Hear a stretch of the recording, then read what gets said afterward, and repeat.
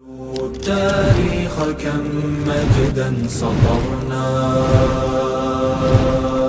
على صفحاته وبه تغنى.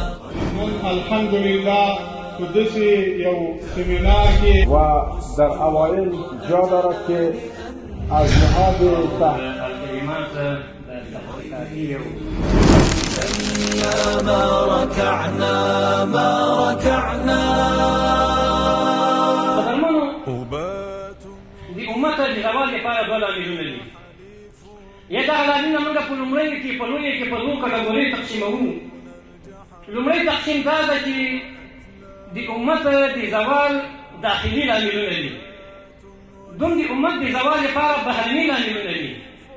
خو په دې باندې موږ تاسې پوه شو چې د امت د زوال د داخلي لاملونه دا تر بهرني لاملونو ډېر قوي دي او دا ډېر شریر دي، دا ډېر سخت دي.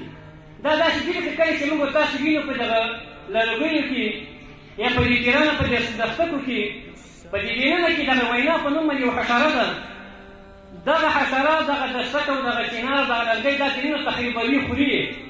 ظاهرا روغ معلومېږي دا دستک، ظاهرا دا لرګی دا تیر دا روغ او جوړ سالم معلومېږي، اما وخت نه وي ورته چې په منځ دوه ټوټه شي او راولوېږي. ځکه دینونه پکې دغسې یو لامل موجود وي چې دغه تیر او دا دستک دا تخریبوي له منځه وړي. د اسلامي امت د زوال داخلي لامل کټ مټ همدغسې یو شی و. موږ ته د زوال لامل نه ښکارېده، موږ ته دا د انحطاط او د تزلزل لاره نه ښکارېده.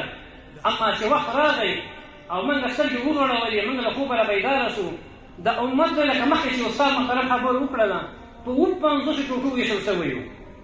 دا هره ټوټه د بلې په دښمنۍ کې بیا ولاړه وه.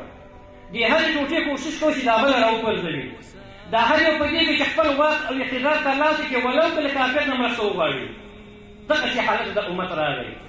نو ځکه دا خبره کوو چې د امت د زوال لپاره چې داخلي او بهرني لاملونه دي، دغه داخلي لاملونه د بهرني زیات خطرناک دي امت لپاره. دغه داخلي لاملونه څه شی دي؟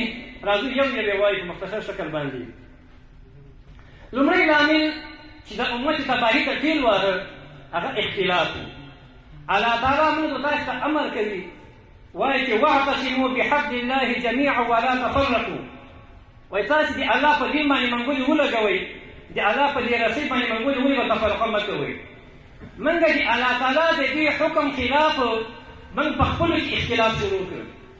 دغه اختلاف یوازې سیاسي اختلاف نه و، دا یوازې سمتي اختلاف نه و، دا یوازې مذهبي اختلاف نه و، بلکې په دې کې د اختلاف ټول ابعاد او ټول نواحی دا راجمع شوي وو. لومړی مذهبي اختلاف، دا امت دا واحد امت ده. ان هذه امتكم امه واحده. الله وایي دا واحد امت ده. خو کله چې مسلمان د خپل وحدت په توره باندې ووهه، دوه ټوټې یې کړ، د امت زور او قوت دا لاړه. الله تعالی فرمایي چې ولا تنازعوا فتفشلوا وتذهب ريحكم. تاسې خپله کې مناجعه مشاجره جنګ او جدل مه کوئ.